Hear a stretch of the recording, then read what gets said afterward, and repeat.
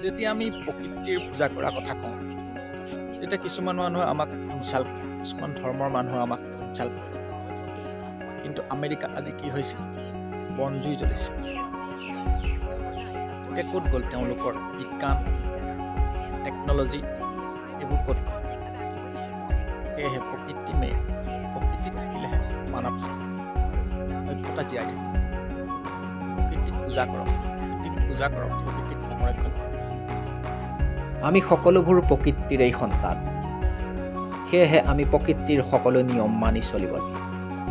যেতিয়া আমি প্ৰকৃতিৰ নিয়মৰ বিৰুদ্ধে যাওঁ তেতিয়া প্ৰকৃতিয়ে ৰুদ্ৰ ৰূপ লয়, আৰু যেতিয়া প্ৰকৃতিয়ে ৰুদ্ৰ ৰূপ লয় তেতিয়া না বিজ্ঞানে কাম কৰিব, না উন্নত প্ৰযুক্তিবিদ্যাই কাম কৰিব।